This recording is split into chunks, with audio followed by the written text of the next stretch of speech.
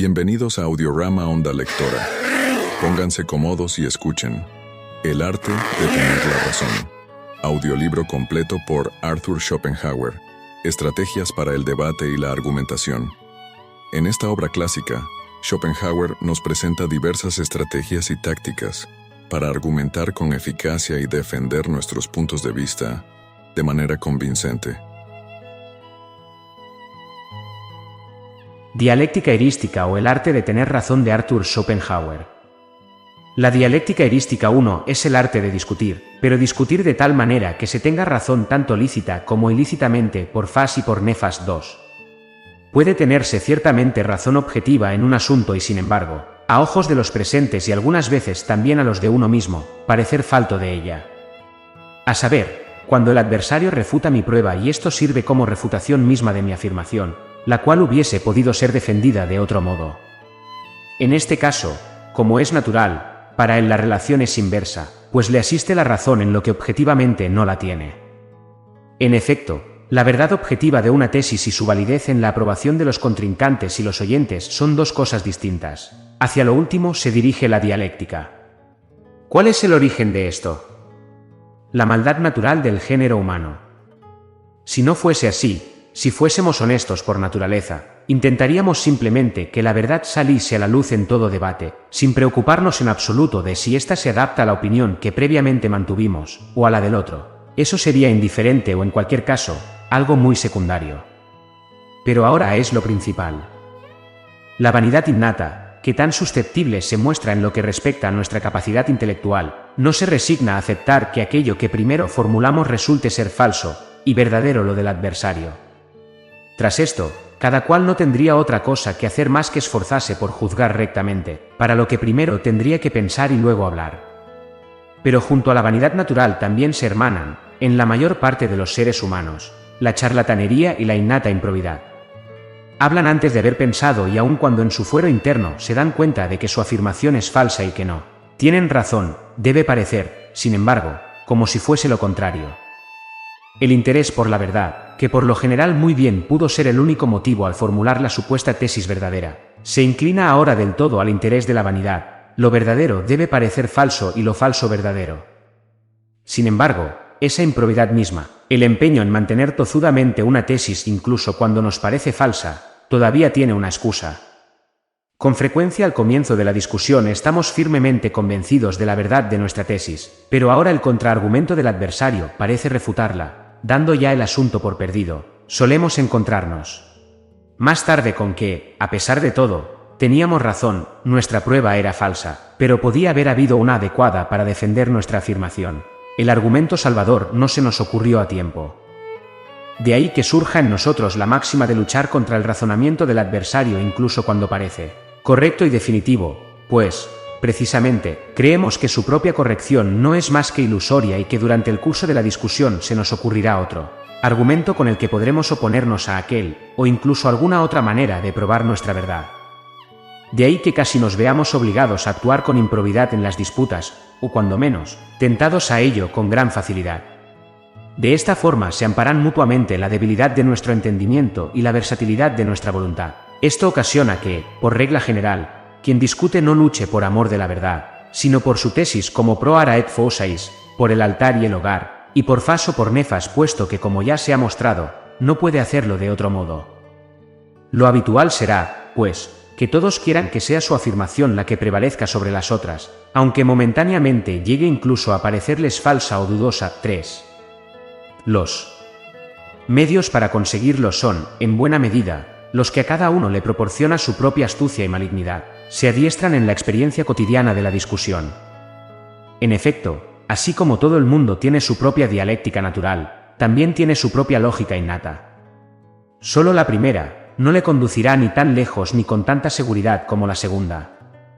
No es fácil que alguien piense o infiera contradiciendo las leyes de la lógica. Si los juicios falsos son numerosos, muy rara vez lo son las conclusiones falsas. Una persona no muestra corrientemente carencia de lógica natural, en cambio, si falta de dialéctica. Esta última es un don natural desigualmente repartido, en esto se asemeja a la capacidad de juzgar. La razón, por cierto, se reparte de manera más homogénea. Precisamente, dejarse confundir, dejarse refutar por una argumentación engañosa en aquello que se tiene razón o lo contrario, es algo que ocurre con frecuencia. Quien queda como vencedor de una discusión tiene que agradecérselo por lo general, no tanto a la certeza de su juicio al formular su tesis como a la astucia y habilidad con que la defendió. En este, como en todos los casos, lo innato es lo mejor. 4. No obstante, tanto el ejercicio como la reflexión sobre las maniobras con las que puede vencerse al adversario, o las que éste utiliza con más frecuencia para rebatir, aportarán mucho para llegar a ser maestro en este arte. Si bien la lógica no puede tener provecho práctico alguno, sí puede tenerlo la dialéctica. Me parece que Aristóteles también expuso su propia lógica, analítica, principalmente como fundamento y preparación de la dialéctica, y que ésta fue para él lo principal. La lógica se ocupa de la mera forma de las proposiciones, la dialéctica de su contenido o materia, de su valor intrínseco, de ahí que debiera preceder la consideración de la forma, en cuanto a lo universal, a la del contenido o de lo particular. Aristóteles no define el objeto de la dialéctica tan sutilmente como yo lo he hecho, si bien es cierto que asigna como su objeto principal la discusión, al mismo tiempo. También la búsqueda de la verdad, tópicos L. 2. Después añade de nuevo, las proposiciones se consideran filosóficamente según la verdad y dialécticamente teniendo en cuenta la credibilidad o el aplauso que obtienen en la opinión de los otros, tópicos 1. 12. Es consciente de la diferencia y disyunción de la verdad objetiva de una proposición y del hecho de hacerla valer, o de obtener su aprobación, pero no lo hace con la suficiente sutileza como para asignar este último fin a la dialéctica. 5. Sus reglas para conseguir el último propósito son, a menudo, también asignadas al primero, encontrándose combinadas. De ahí que me parezca que no supo terminar airosamente su tarea. 6. Aristóteles abordó en los tópicos la exposición de la dialéctica con el espíritu científico que lo caracteriza, de forma extraordinariamente metódica y analítica, aunque esto sea muy digno de admiración, no llegó a alcanzar completamente su propósito, que aquí es evidentemente práctico. Tras considerar en los analíticos los conceptos, juicios y silogismos según su pura forma, pasó después a considerar el contenido, que únicamente tiene que ver con los primeros, ya que es en ellos donde reside. Proposiciones y silogismos son en sí mismos pura forma, los conceptos significan su contenido. 7. Su procedimiento es el siguiente: toda discusión tiene una tesis o un problema, estos difieren simplemente en la forma, y luego, axiomas que deben servir para resolverlo. Se trata siempre de la relación de unos conceptos con otros. Estas relaciones son, inicialmente, 4. De un concepto se busca, o 1, su definición, o 2, su género, o 3, su característica particular, su marca esencial, proprium, o 4, su accidens, es decir, una cualidad cualquiera, sin importar si es peculiar y exclusiva o no, brevemente, un predicado. El problema de toda discusión hay que reconducirlo a una de estas relaciones. Esta es la base de toda la dialéctica. En los 8 libros de los tópicos, Aristóteles presenta el conjunto de todas las relaciones en las que los conceptos pueden hallarse recíprocamente, con respecto a las 4 clases, e indica las reglas para toda posible relación, esto es, cómo debe comportarse un concepto con respecto a otro para ser su proprium, propio, su accidens, accidente, su gines, género, o su definitum o definición. ¿Qué errores pueden cometerse fácilmente durante la formulación y qué es lo que debe tenerse en cuenta cada vez que formulamos una relación, y qué es lo que puede hacerse para refutarla si la ha formulado el otro? Aristóteles denomina locus, tópico, a la formulación de cualquiera de estas reglas o de cualquiera de las relaciones entre tales clases de conceptos, indicando 382 topoi, de aquí el nombre de tópicos.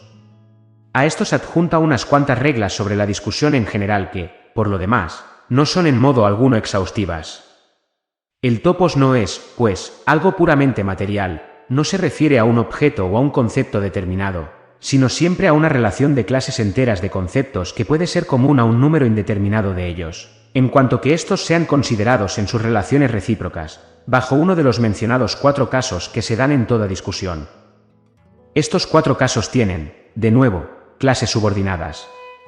La consideración es aquí, en cierta medida, todavía formal, aunque no tan puramente formal como en la lógica, que se ocupa del contenido de los conceptos desde el punto de vista de la forma, esto es, indica cómo debe comportarse el contenido del concepto A con respecto al del concepto B para que pueda ser formulado como su gines, o como su proprium, carácter distintivo, o como su accidens, o como su definición, o, según las rúbricas a él subordinadas, del opuesto, causa y efecto, posesión o privación, etc. En torno a una de estas relaciones debe girar toda discusión. La mayoría de las reglas que Aristóteles indica como topoi en relación con estas correspondencias están incluidas en la naturaleza de la relación conceptual. Cada uno es consciente de ellas por sí mismo. Además, ya de por sí, obligan al respeto por parte del adversario, igual que en la lógica, siendo más fácil observarlas en el caso particular o darse cuenta de su negligencia que acordarse del topos abstracto correspondiente. De aquí proviene que el uso práctico de tal dialéctica no sea muy grande. Aristóteles no dice más que cosas de suyo evidentes, y a las que la sana razón arriba por sí misma. Ejemplo: si se afirma el gines de una cosa, entonces debe también convenirle alguna species cualquiera de ese gines, de otro modo, la afirmación será falsa. Por ejemplo, se afirma que el alma está dotada de movimiento, entonces debe serle propia alguna especie determinada de aquel, volar, caminar, crecer, disminuir, etc. Si carece de ella, entonces, tampoco está dotada de movimiento. Esto es, cuando no le conviene alguna especie, tampoco lo hace el gines. Este es el topos, Aristóteles. Tópicos 11, 4, 11 la 33 b 111. Este topos sirve tanto para construir como para destruir. Es el topos noveno. Y, a la inversa, si el género no conviene, tampoco la especie. Por ejemplo, alguien, se afirma, ha hablado mal de otro. Si demostramos que no habló en absoluto, no ha podido hablar mal de aquel, pues en donde no se da el gines tampoco puede darse la especie. Bajo la rúbrica de carácter distintivo, proprium, el locus 215 dice así: en primer lugar, para invalidar, cuando el adversario indica como propio alguna cosa que solo puede ser percibida por medio de los sentidos, lo ha indicado mal, ya que todo aquello que es sensible se vuelve incierto en el momento en que sale del ámbito de los sentidos. Por ejemplo, si se sostiene como propio del Sol que es el astro más brillante que se desplaza sobre la Tierra, esto no sirve, pues cuando el Sol se pone no sabemos si se desplaza sobre la Tierra, ya que entonces está fuera del ámbito de la sensación. En segundo lugar, para establecer, lo propio estará bien indicado, cuando se presente uno que no sea reconocible mediante la sensación, o que, siendo sensible, es evidente que se da de manera necesaria. Por ejemplo, como propio de la superficie se indica que es aquella que primero se colorea. Esta es una característica propia sensible, y además, siempre manifiesta, por lo que es correcta, Aristóteles. Tópico sube, 5, 13 IB, 19-36. Esto es suficiente para darles una idea de la dialéctica de Aristóteles. Me parece que no alcanza su propósito, por eso yo lo he intentado de otra manera. Los tópicos de Cicerón son una imitación hecha de memoria de los de Aristóteles, en sumo grado superficial y miserable. Cicerón no tiene en absoluto una idea clara de qué es un totus ni a qué se dirige, parlotea confusamente ex ingenio, utilizando su propia inventiva, cosas sin sentido, adornándolas ricamente con ejemplos jurídicos. Uno de sus peores escritos.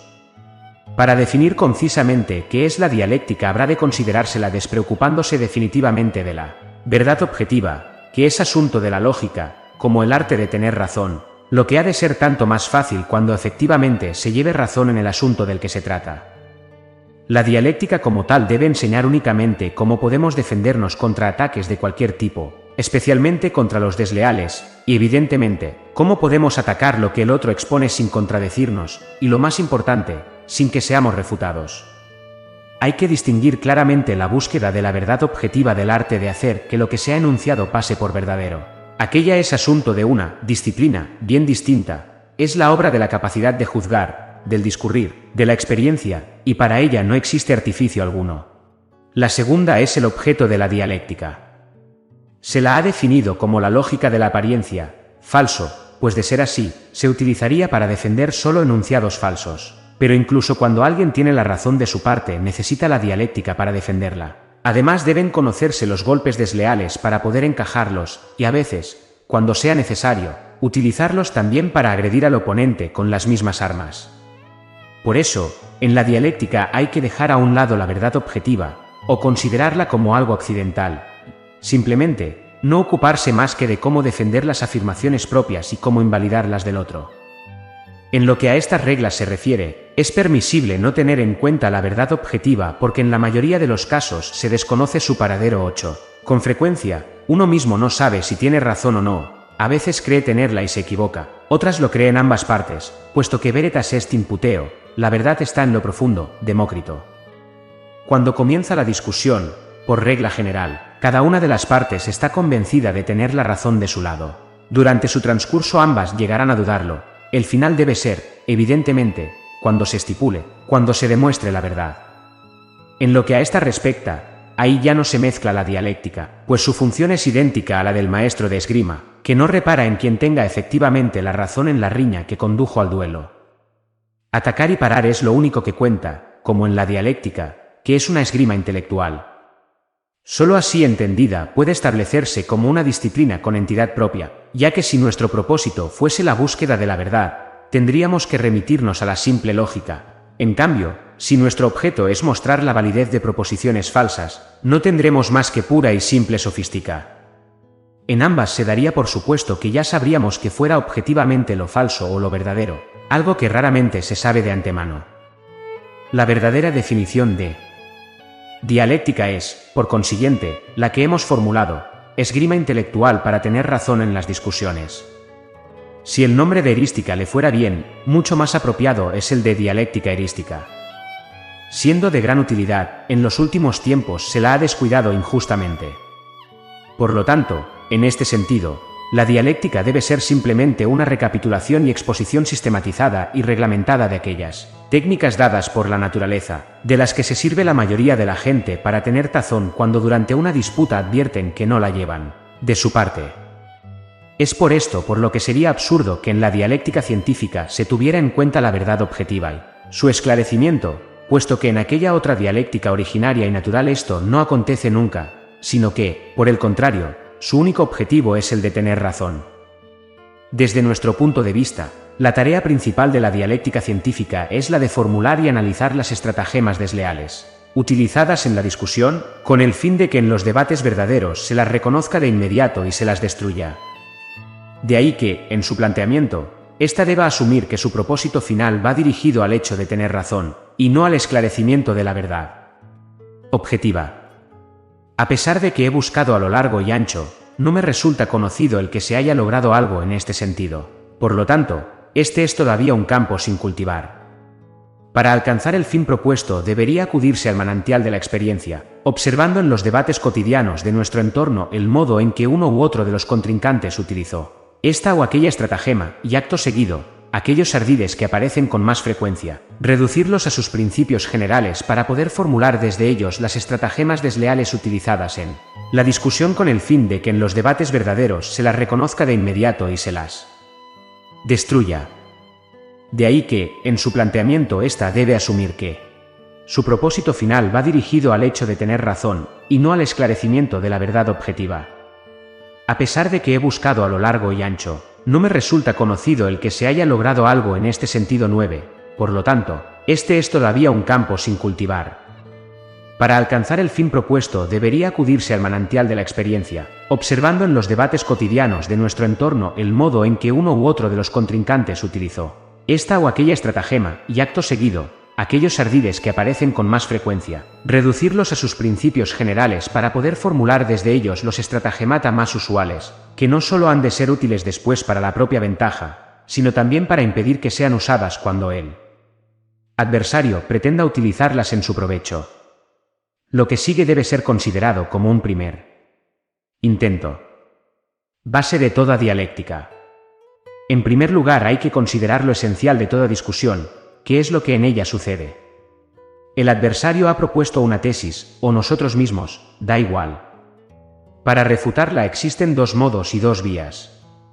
1. Los modos A ad rem, con referencia a la cosa, B, ad hominem, en referencia a la persona con la que se discute, o ex concessis, en referencia al marco de concesiones hechas por él adversario, esto es, mostramos que la tesis expuesta no está de acuerdo con la naturaleza del objeto, con la verdad objetiva, o con otras manifestaciones o concesiones admitidas por el oponente, es decir, con la verdad subjetiva, esta última es solo una traslación relativa y no afecta a la verdad objetiva.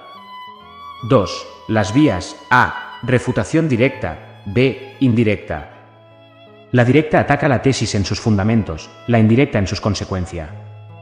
La directa muestra que la tesis no es verdadera, la indirecta que no puede ser verdad. Segunda, en cuanto a las refutaciones directas, podemos hacer dos cosas. O mostramos que los fundamentos del enunciado son falsos, nego majorem, minorem, negamos tanto la premisa mayor como la menor, o los admitimos pero mostramos que no se sigue de ellos la consecuencia, nego consequentiam, niego la consecuencial, y atacamos así la consecuencia, la forma de la conclusión.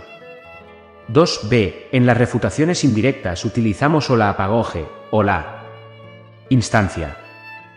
2b. A. Apagoge. Aceptamos la tesis del adversario como si fuese verdadera. Después mostramos lo que de ella se sigue si la utilizamos como premisa de un silogismo en unión de otra tesis, cualquiera reconocida como verdadera. A continuación, deducimos de dicho silogismo una conclusión claramente falsa, pues o contradice la naturaleza del objeto 10, o contradice las demás afirmaciones del adversario, es decir, que tanto a de rem como a de hominen es falsa. Sócrates en Hippias Mayor y alias. Por consiguiente, el enunciado del adversario sería también falso, pues de premisas verdaderas solo pueden deducirse conclusiones verdaderas, aunque de las falsas no siempre falsas. 2b. La instancia, exemplem in contrarium, contraejemplo. Refutación de la tesis general por medio de la aportación directa de casos particulares que, aunque están comprendidos bajo el enunciado de la tesis, no la confirman, por lo que deducimos que tiene que ser falsa. Este es el andamiaje, el esqueleto de toda discusión. Aquí tenemos su osteología. A ella hay que reducir el fundamento de cualquier disputa. Pero todo esto puede suceder real o solo aparentemente, con razones buenas o malas. Y como no podemos saberlo con facilidad, por eso suelen ser los debates tan largos y empeñosos. Tampoco podemos separar lo verdadero de lo falso durante su transcurso, porque, precisamente, ni siquiera los contrincantes lo saben con anterioridad.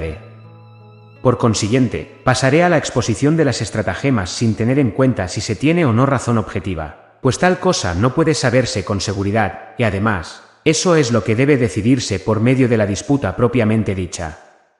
Por cierto, en toda discusión o argumentación en general hay que estar de acuerdo sobre algo desde lo cual, a modo de principio, podamos juzgar el asunto en cuestión. Contra negantem principia non est disputandum. Con quien niega los principios no puede discutirse. Estratagema 1. La amplificación. La afirmación del adversario se lleva más allá de sus límites naturales. Se la interpreta de la manera más general posible tomándola en su sentido más amplio y exagerándola. La propia afirmación, en cambio, se especifica cuánto se puede reduciéndola a su sentido más nimio, a sus límites más estrechos, pues cuanto más general sea una afirmación, a más ataques estará expuesta. El remedio más eficaz contra la amplificación es la definición concreta de los punti y el status controversia, los puntos a discutir y las condiciones de la discusión. Ejemplo 1. Afirmé, los ingleses son la primera nación en el arte dramático. El adversario quiso intentar una instancia y manifestó que de todos era conocido que tanto en lo que a música se refiere, y por consiguiente, tampoco en la ópera, hubieran hecho algo de importancia. Le repliqué recordándole que la música no está incluida entre las artes dramáticas. Estas se refieren únicamente a la tragedia y la comedia, lo que él muy bien sabía, solo que intentó generalizar mi afirmación para poder incluir en ella todas las representaciones teatrales, y por consiguiente, también la ópera y la música, con lo que me derrotaría con seguridad. A la inversa, se salva la propia afirmación mediante su limitación con respecto al primer propósito manifestado, si la expresión utilizada lo favorece. Ejemplo 2. A dice, la paz de 1814 incluso devolvió a todas las ciudades hanseáticas alemanas su independencia. B responde con una instancia in contrarium que Danzig, que había conseguido su independencia gracias a Bonaparte, la perdió con aquella paz. A se salva de esta manera, yo dije todas las ciudades alemanas, Danzig era una ciudad hanseática polaca. Esta estratagema la enseña ya Aristóteles en los tópicos, Lib. 8, calle 12, 11. Ejemplo 3. Lamarck, Philosophie zoologique, París, 1809, Vol. L. p. 203. Niega a los pólipos toda clase de percepción sensible porque carecen de nervios. Pero, sin embargo, se sabe que perciben, pues buscan la luz en tanto que artificiosamente se mueven hacia ella de ramo en ramo y atrapan su presa. De esto se ha concluido que la masa nerviosa está proporcionalmente esparcida por la totalidad del volumen de sus cuerpos, homogéneamente fundida, ya que es evidente que tienen algún tipo de percepción, aunque sin órganos perceptores específicos. Porque esto invalida su hipótesis, Lamarck argumenta de forma dialéctica. En este caso, cada una de las partes del cuerpo de los pólipos debería ser capaz de toda clase de percepción sensible, de movimiento, de voluntad, de pensamiento, siendo así que el pólipo tendría en cada punto de su cuerpo todos los órganos correspondientes a las especies de los animales más perfectos. Cada partícula podría ver, oler, gustar, oír, etc., y también pensar, juzgar, inferir, en definitiva, cada molécula de su cuerpo sería como un animal perfectamente desarrollado, y el mismo pólipo ocuparía un puesto superior al del ser humano, pues cada uno de sus trocitos poseería todas las capacidades que el hombre solo tiene en conjunto.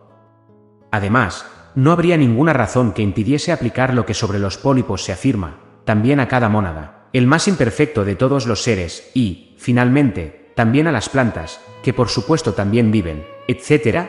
Con el uso de tales estratagemas dialécticas traiciona a un escritor que en su fuero interno es consciente de no tener razón. Porque se afirmó, su cuerpo entero es sensible a la luz, por lo tanto es de naturaleza nerviosa mayor que, concluye que todo el cuerpo piensa. Estratagema 2.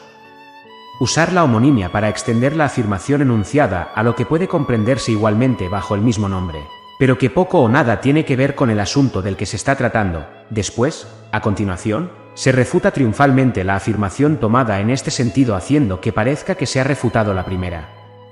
Anotación.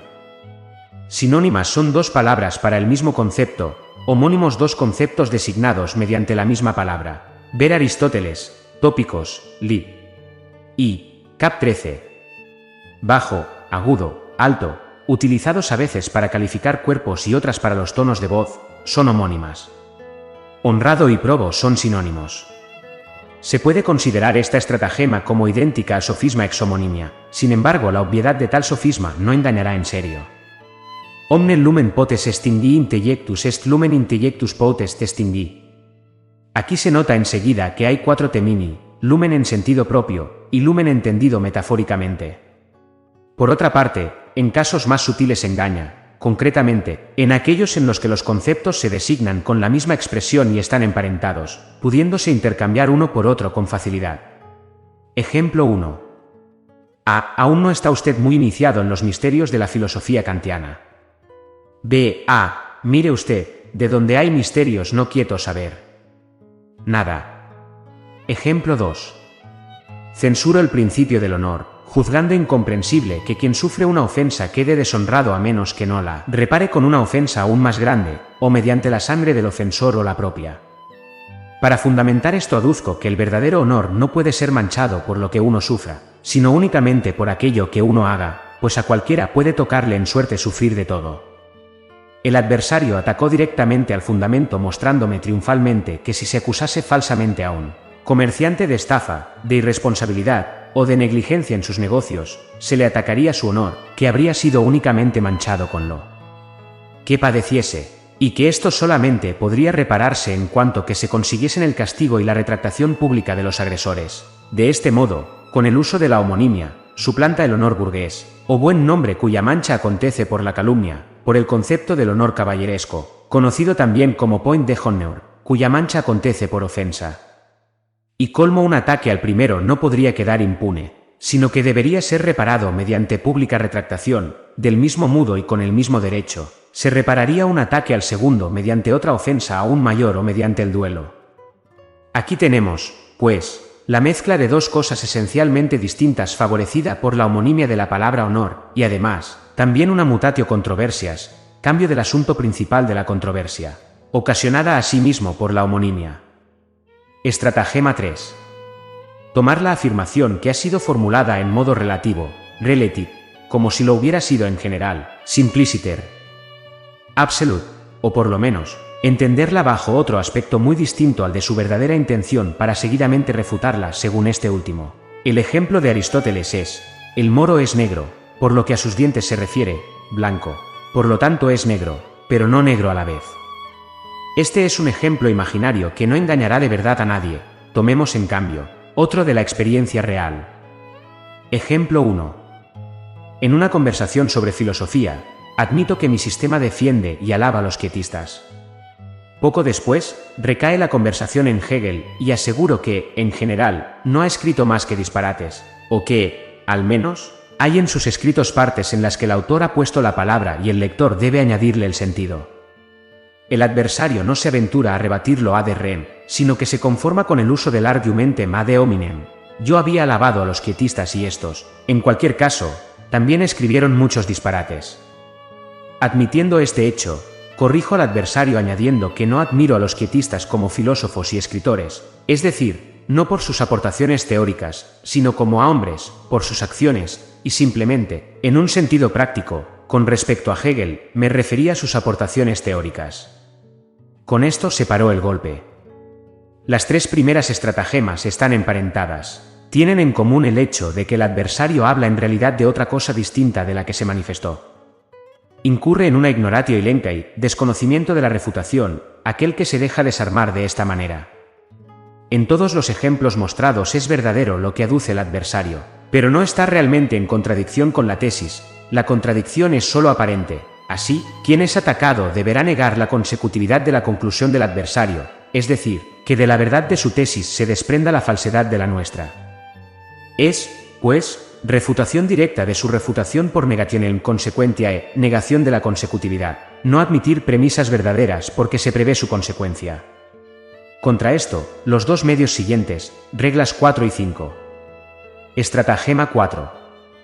Cuando se quiere llegar a una conclusión, no hay que dejar que ésta se prevea, sino procurar que el adversario admita las premisas una a una y dispersas sin que se dé cuenta durante el transcurso del diálogo, de lo contrario, lo impedirá con todos los medios a su alcance. O, cuando es dudoso que el adversario vaya a aceptarlas, se formulan primeramente las premisas de esas premisas, se hacen prosilogismos. Entonces se deja que admita unas cuantas premisas desordenadas de tales prosilogismos enmascarando así la jugada hasta que haya admitido todo lo que queríamos. Luego se procede recapitulando el asunto desde atrás. Esta regla la da Aristóteles, Tópicos 8,1, no necesita ejemplo alguno. Estratagema 5. Pueden usarse premisas falsas para demostrar la propia tesis cuando el adversario no admita las verdaderas, es decir, o por que no reconozca su verdad, o porque ve que de ellas se seguiría como conclusión inmediata nuestra tesis. Se toman entonces proposiciones que de suyo son falsas, pero verdaderas ad hominem, y se argumenta ex concessis, según la manera de pensar del adversario, pues lo verdadero puede seguirse también de premisas falsas, si bien nunca de verdaderas lo falso. Por otra parte, pueden refutarse tesis falsas del adversario mediante otras tesis también falsas pero que él sostiene como verdaderas, puesto que hay que tratar con él, debe utilizarse su propia forma de pensar. Por ejemplo, si pertenece a alguna secta con la que estamos en desacuerdo, podemos utilizar contra él las máximas de la secta como principia. Aristóteles, Tópicos 8, C9, Estratagema 6. Se encubre una petitio principii, petición de principio, postulando aquello que se debe demostrar, 1. Usando otro nombre, por ejemplo, en vez de honor, buen nombre, en vez de virginidad, virtud, etc.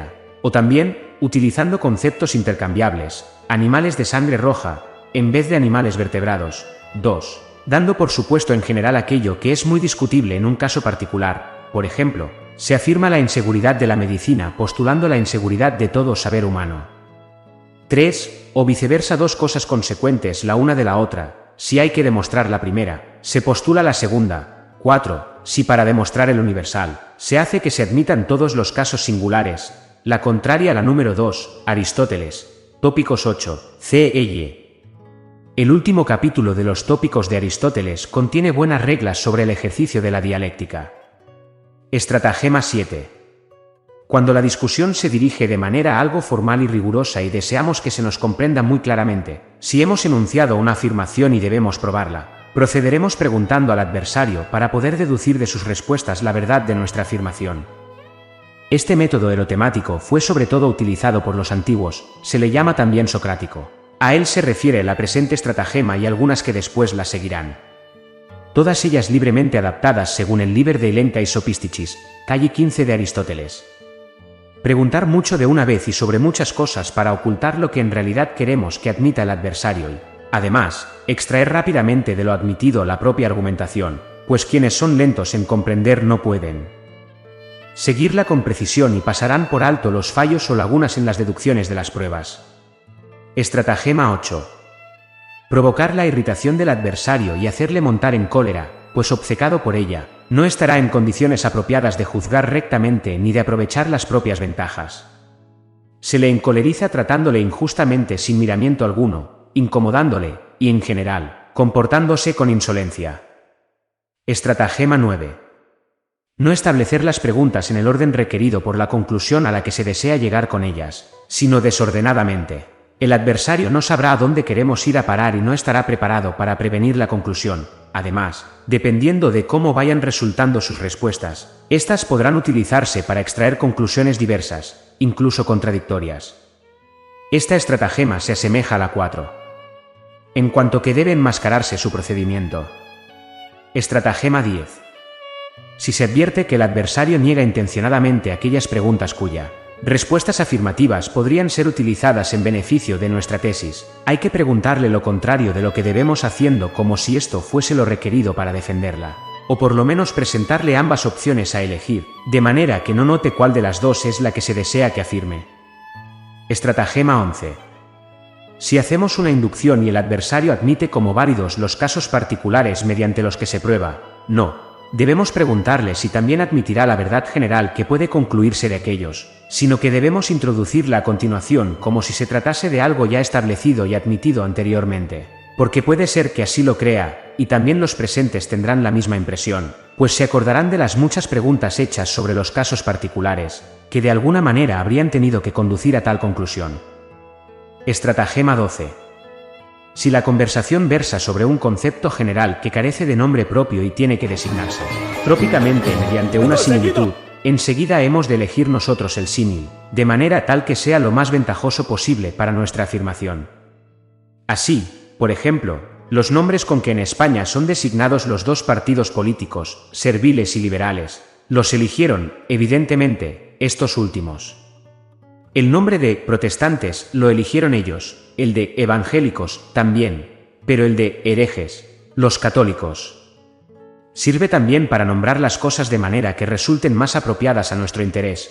Por ejemplo, si el adversario ha propuesto un cambio, se le llamará innovación, pues se trata de una palabra aborrecida. Actuaremos de manera contraria si somos nosotros quienes hacemos la propuesta. En el primer caso se llama lo opuesto orden establecido, en el segundo, un pellejo. Aquello que alguien desintencionada e imparcialmente llamaría algo así como culto o doctrina pública de la fe, otro que quisiera hablar en su favor, lo llamaría piedad o beatitud, y un enemigo, hipocresía o superstición. En el fondo se trata de una sutil petitio principii, ya que con la palabra, en la denominación utilizada, damos ya por supuesto aquello que queremos probar y que luego derivamos mediante un simple juicio analítico. A lo que uno denomina asegurar su persona, poner bajo custodia, su enemigo lo llama encerrar. Un orador traiciona previamente su intención por medio del nombre que da a las cosas. Uno dice la espiritualidad, otro los curas. Entre todas las estratagemas esta es instintivamente la que más se usa. Fervor religioso, fanatismo, desliz o galantería igual a infidelidad, equívoco, indecencia, contratiempo, bancarrota, por medio de influencia y relaciones, mediante corrupción y nepotismo, sincero reconocimiento, buena retribución. Estratagema 13. Para lograr que el adversario admita una tesis debemos presentarle su opuesta y darle a hacer o elegir una de las dos, pero teniendo la desfachatez de proclamar el contraste de forma estridente, de modo que, para no ser paradójico, tenga que decidirse por nuestra tesis que parecerá muy probable en comparación con la otra. Por ejemplo, el adversario debe admitir que uno tiene que hacer todo lo que su padre le dice. Así es que le preguntamos, ¿se debe obedecer a los padres en todas las cosas, o desobedecerles? O cuando se dijo con respecto a algo, a veces, preguntamos si es que con a veces se entienden pocos casos o muchos, él dirá muchos. Es como si comparamos el gris con el negro, y lo llamamos blanco, y luego con el blanco y lo llamamos negro. Estratagema 14. Una jugada descarada es la siguiente. Cuando el adversario ha respondido a varias preguntas sin favorecer la conclusión que teníamos pensada, se enuncia y se exclama esta triunfalmente como si ya estuviera demostrada, aun sabiendo que no se sigue de las respuestas dadas por el adversario. Si éste es tímido o tonto, y nosotros poseemos el suficiente descaro y una buena voz, puede salir bien la jugada. Esta estratagema pertenece a la fallacia non causa ut causae, engaño producido al tomar lo no fundamentado por el fundamento. Estratagema 15.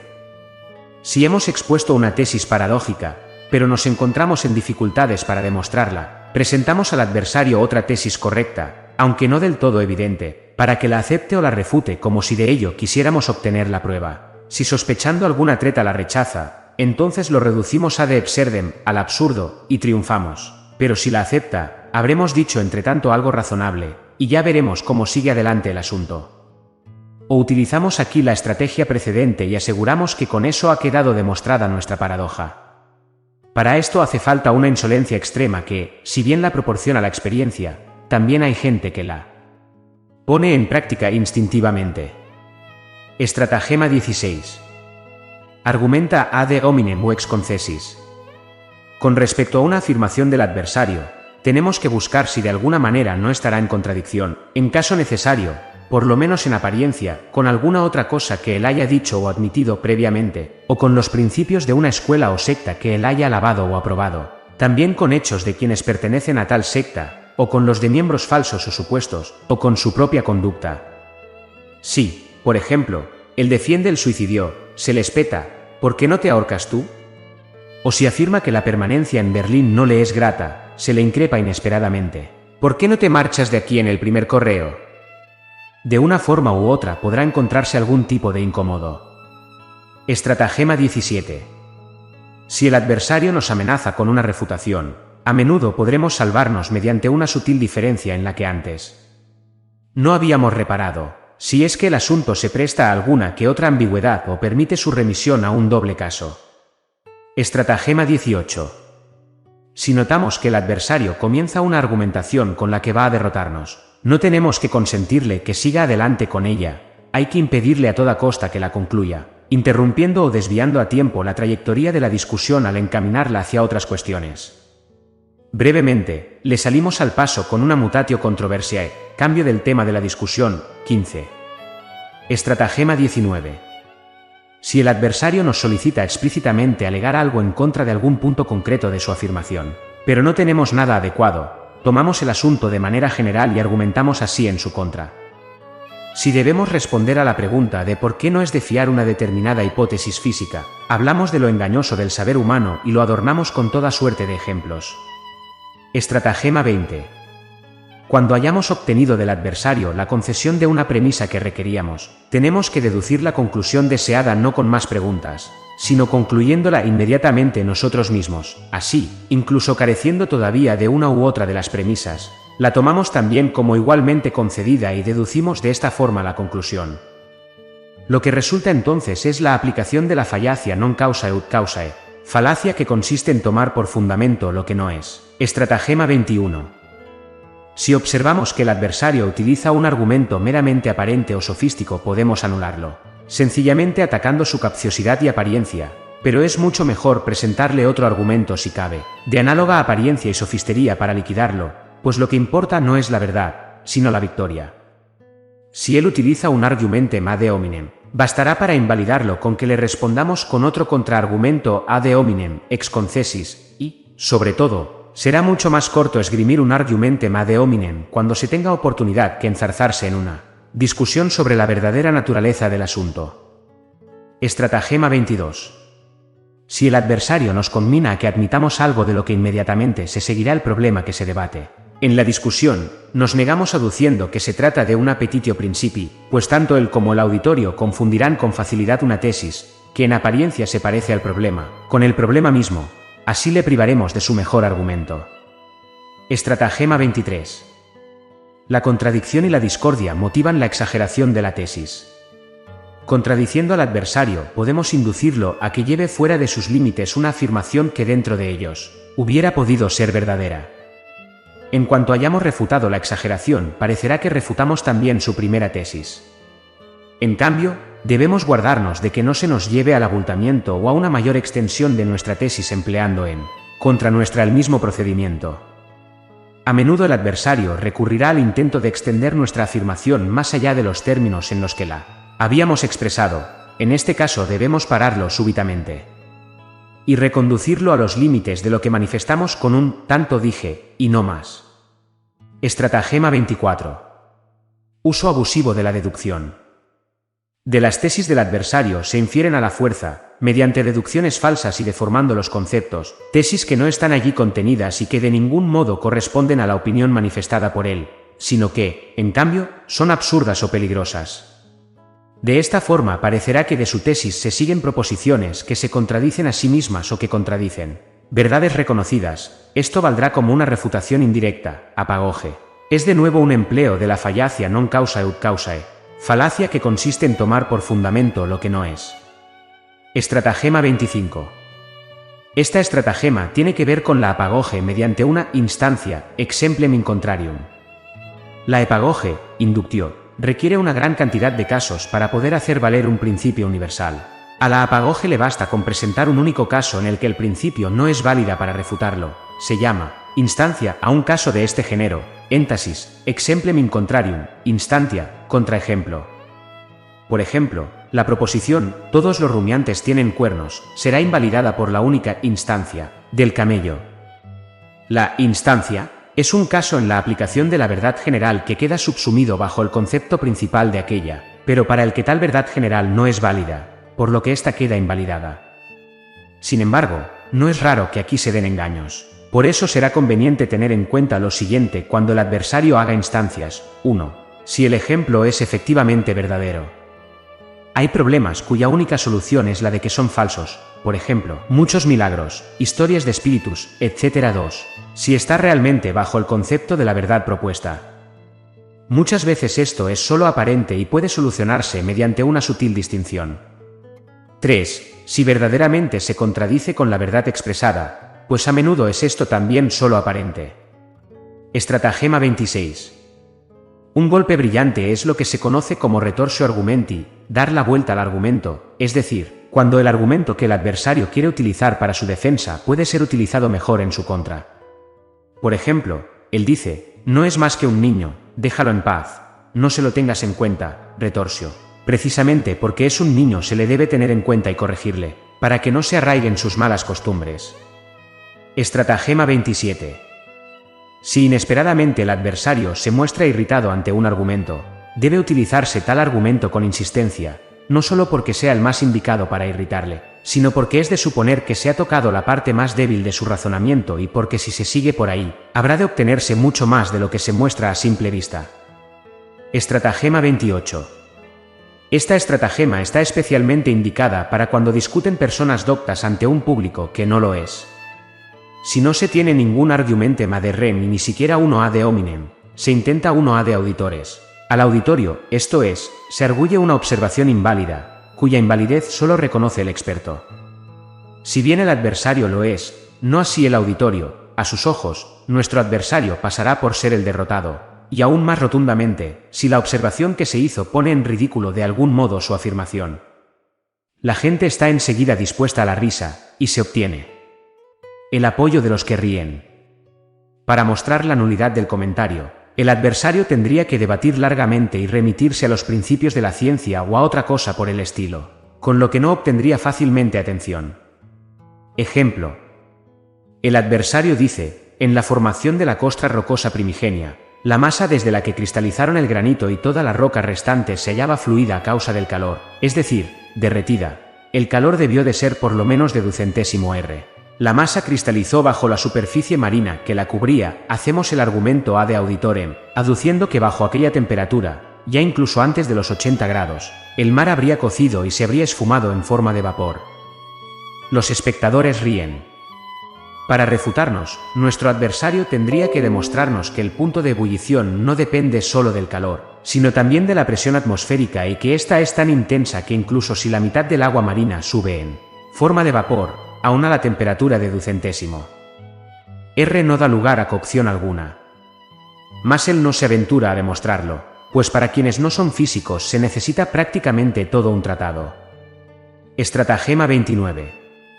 Si se advierte que vamos a ser vencidos 16, hacemos una diversión, es decir, comenzamos repentinamente a hablar de otra cosa totalmente distinta como si tuviese que ver con el asunto en cuestión y constituyese un nuevo argumento en contra del adversario.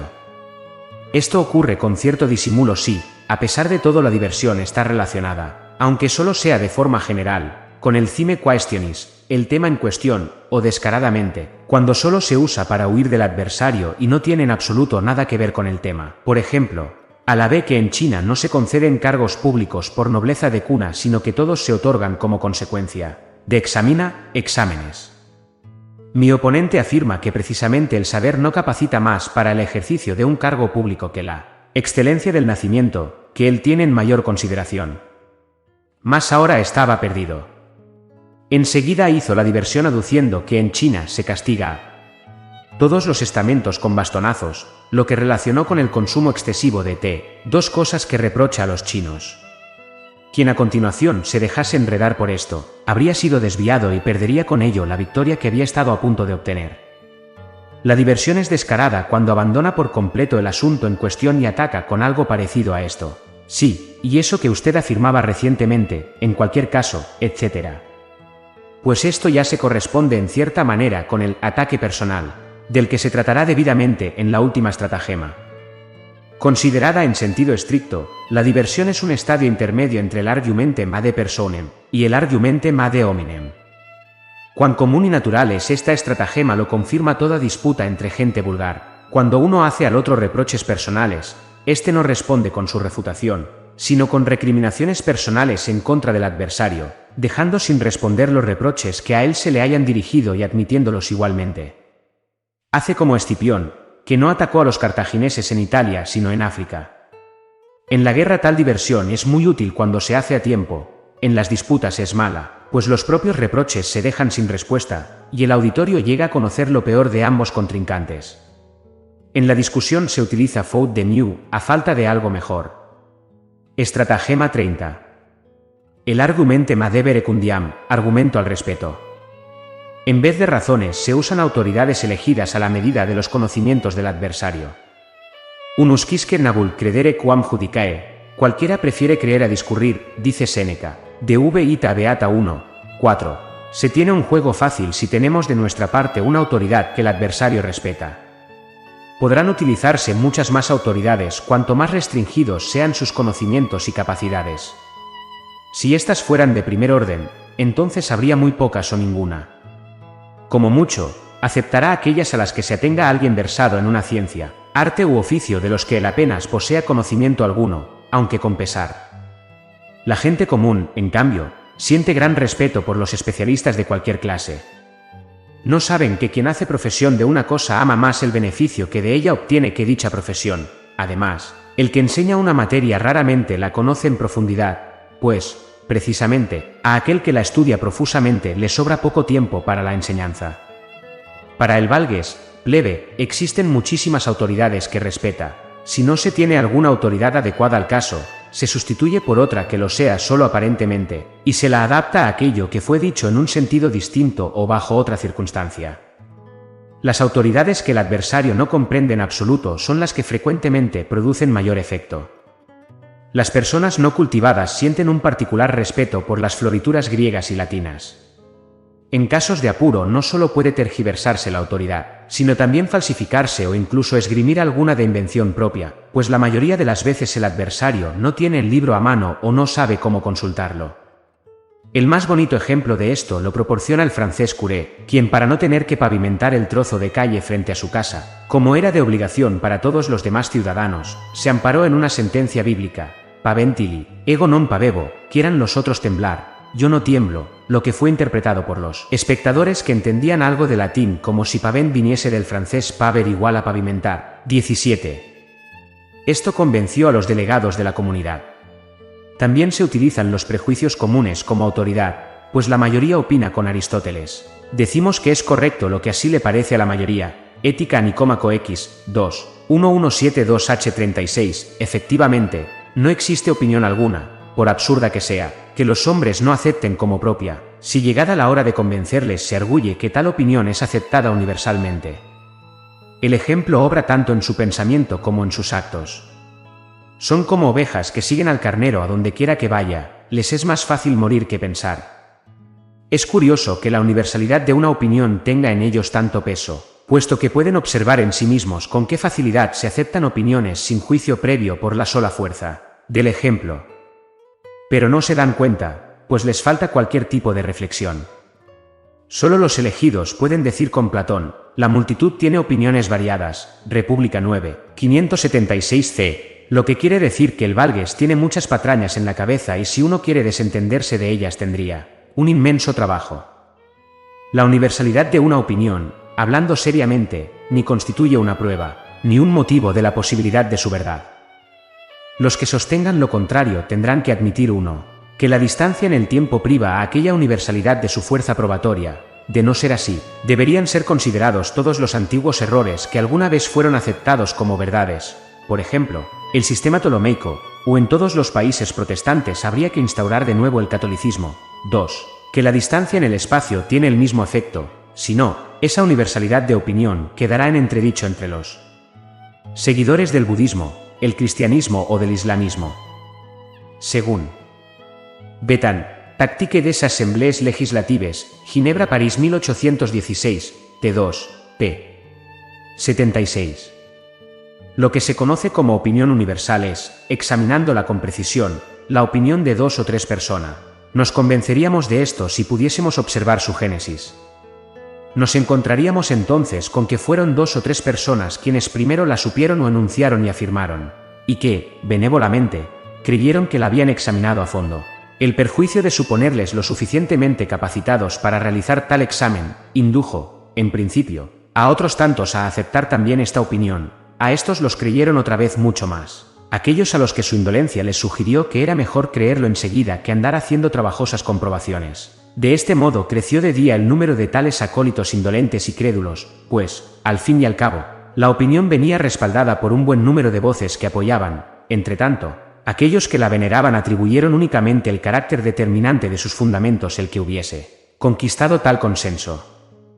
Los restantes se vieron obligados a admitir lo que ya era aceptado en general pasar por las cabezas inquietas que se rebelaban contra la opinión de la mayoría, o por tipos presuntuosos que pretendían ser más listos que el resto del mundo. A estas alturas el consenso se convirtió ya en deber. De aquí en adelante, los pocos que están capacitados para juzgar se ven obligados a callarse, mientras que aquellos a quienes se le permite hablar son precisamente los más incapaces de tener opiniones y juicios propios y los que, simplemente, se hacen eco de la opinión de los otros. Por otra parte, estos son sus más celosos e intolerantes defensores. En efecto, no odian tanto la opinión distinta de quien piensa de otra manera, cuanto la audacia querer juzgar por sí mismo, algo que ellos ya no intentan hacer y de lo que, además, son conscientes. Resumiendo, muy pocos son capaces de pensar, sin embargo todos quieren tener opiniones, y siendo así, ¿no será fácil, en vez de crearlas ellos mismos, tomarlas ya listas de otros? Ante estos hechos, ¿qué valor de verdad puede tener ahora la opinión de 100 millones de personas? El mismo que el de un dato histórico que se encuentra en cientos de historiadores y del que después se sabe que lo han copiado uno de otros, por lo que se concluye que al cabo todos se fiaron del testimonio de uno solo, según Bail, Pensées sur les Cometes, 1704, volumen, IP, 100. Dico ego, tu dicis, sed denique dixit etail, dictagi post totis, nil nisi dicta vides. No obstante, cuando se discute con gente común puede usarse la opinión universal como autoridad. Por lo general, se observará que cuando dos personas ordinarias discuten, el arma más utilizada por ambas partes es el de las autoridades, con ellas se acosan mutuamente. Si una persona más inteligente tiene que vérselas con este género, lo mejor que puede hacer es adaptarse a tal arma y utilizarla según los puntos débiles del adversario. En efecto, contra el arma de las razones esta es, ex hipótesis, un Sigfrido cornudo inmerso en la marea de la incapacidad de pensar y juzgar. En los tribunales se litigia exclusivamente recurriendo a la autoridad de la ley, que está firmemente establecida. Competencia de la facultad de juzgar es encontrar la ley, es decir, la autoridad que ha de aplicarse en cada caso concreto. La dialéctica posee, sin embargo, suficiente amplitud de campo como para, en aquellos casos en los que convenga, hacer que un caso y una ley que en realidad no concuerdan, giren hasta que pueda vérselos como concordantes y al contrario. Estratagema 31. Cuando no se tiene nada que oponer a las razones expuestas por el adversario, uno se declara fina e irónicamente incompetente. Lo que usted dice supera mi pobre capacidad de comprensión. Probablemente será muy justo, mas yo no acierto a comprenderlo, por lo tanto renuncio a cualquier juicio. Con esto se insinúa al auditorio, al que se ha tenido en cuenta en todo momento, que lo que se ha dicho es absurdo. Así, muchos profesores de la vieja escuela ecléctica declararon al aparecer la crítica de la razón pura, o mejor, cuando ésta empezó a suscitar interés, nosotros no la comprendemos. Con eso creyeron haber resuelto el asunto. Pero cuando algunos adeptos de la nueva escuela les demostraron que realmente tuvieron razón al afirmar que no la habían comprendido, se pusieron de muy mal humor. Esta estratagema debe utilizarse únicamente allí en donde se está seguro de ser más estimado por el auditorio que el adversario, por ejemplo, un profesor contra un alumno. En realidad, pertenece a la estratagema precedente, ya que es una manera especialmente maligna de hacer valer la propia autoridad en vez de atenerse a razones. La jugada contraria es la siguiente: permítame, con su gran capacidad de penetración, debe ser para usted algo muy sencillo de comprender, por lo que únicamente mi mala exposición tiene la culpa, y así darle en las narices, que tenga que entender la nolens valens, quiera o no quiera, con lo que quedará claro que efectivamente no la había entendido. Así se trocó el argumento, él quiso insinuar absurdo, nosotros le demostramos incomprensión. Ambas cosas con la más exquisita cortesía. Estratagema 32. Una forma rápida de invalidar, al menos, hacer sospechosa una afirmación del adversario que no nos conviene es subsumirla bajo una categoría aborrecible, con la que pueda tener alguna semejanza, con la que se la relaciona sin más. Por ejemplo, esto es maniqueísmo, esto es arrianismo, esto es pelagianismo, esto es idealismo, esto es espinocismo, esto es panteísmo, esto es brownianismo, esto es naturalismo, esto, ateísmo, esto es racionalismo, esto, espiritualismo, esto es misticismo, etc. Con lo que suponemos dos cosas: uno, que la afirmación es idéntica, al menos, está contenida en tal categoría y podemos exclamar, oh, esto no es nuevo para nosotros, y dos, que tal categoría ya está refutada del todo y no puede contener ni una sola palabra de verdad. Estratagema 33. Esto será verdad en la teoría, pero en la práctica es falso. Mediante este sofisma se conceden las razones, pero se niegan las consecuencias. Está en contradicción con la regla ratione ad rationatum valet consequentia. Tiene que haber consecutividad necesaria entre la causa y su efecto. Tal afirmación supone una imposibilidad. Lo que en la teoría es verdadero debe serlo también en la práctica. Si esto no se verifica, habrá un fallo en la teoría. Algo se omitió y no salió bien la cuenta. Consecuentemente, también la teoría es falsa. Estratagema 34. Si el adversario no da una respuesta precisa a una pregunta o a un argumento, o no toma posición concreta alguna al respecto, sino que se evade respondiendo con otra pregunta o con una respuesta esquiva o con algo que carece de relación alguna con el asunto en discusión, pretendiendo desviar el tema hacia otra parte, es signo evidente de que hemos tocado, a veces sin saberlo, uno de sus puntos débiles. Se trataría por su parte de un enmudecimiento relativo. Urge, pues, mantenernos en el punto que hemos tocado sin soltarlo y más aún cuando no veamos en qué consiste la flaqueza con la que dimos. Estratagema 35. Que si es practicable hace innecesarias rodas las demás. En vez de influir en el intelecto con razones, se influye en la voluntad por medio de motivos. De este modo, tanto el adversario como el auditorio, si es que posee los mismos intereses que aquel, se ganan al instante para nuestra opinión, aunque ésta provenga del manicomio. Y es que casi siempre tiene más peso una pizca de voluntad que un quintal de juicio y de persuasión. Naturalmente, esta estratagema solo da resultado bajo determinadas condiciones. Cuando se puede hacer saber abiertamente al adversario que si se dejase valer su opinión la consecuencia que se seguiría de ello sería muy perjudicial para sus propios intereses. La soltará enseguida con la misma rapidez con que arrojaría un hierro candente que hubiese agarrado por descuido. Por ejemplo, si un clérigo defiende un dogma filosófico y se le hace notar que está en contradicción con un dogma fundamental de su iglesia, enseguida renunciará a mantenerlo. Un terrateniente afirma la excelencia de las máquinas en Inglaterra, en donde una máquina de vapor realiza el trabajo de varios hombres. Se le responde que muy pronto también los carros de caballos serán sustituidos por máquinas de vapor, y que los numerosos caballos de sus cuadras tendrán que bajar de precio. Ya se verá qué es lo que ocurre. En estos casos el sentimiento de uno de estos oponentes concuerda con la máxima. Quam temerein nos met legem sancismus iniquam. Con cuanta facilidad enunciamos una ley inicua que se manifiesta en contra nuestra. Horacio, Sátiras 1, 3, 67. Lo mismo sucede cuando el auditorio forma parut, como nosotros, de una secta, corporación, sindicato, club, etc., mientras que el adversario no. Por muy justa que sea su tesis, en cuanto anunciemos que va en contra del interés de la mencionada secta, corporación, etc., todos los presentes reprobarán los argumentos del adversario, por óptimos que sean, teniéndolos por débiles y miserables, mientras que los nuestros, en cambio, aunque carezcan de fundamento alguno, se tendrán por justos y acertados. El coro se proclamará con gran vocerío a nuestro favor y el adversario abandonará el terreno avergonzado. La mayoría de las veces el auditorio creerá haber dado su consentimiento por pura convicción, pues aquello que va en contra de nuestros intereses casi siempre le parece absurdo al intelecto. Intellectus luminis sicti non est recipit infusionem mauve voluntate et affectibus. El intelecto no es una luz que arda sin aceite, sino que está alimentado por la voluntad y las pasiones. Bacon. Novum Organon 1, 49. Puede describirse también a esta estratagema como agarrar al árbol por la raíz. Comúnmente se la conoce como argumentum ab utili, argumento desde la utilidad. Estratagema 36. Desconcertar y aturdir al adversario con absurda y excesiva locuacidad.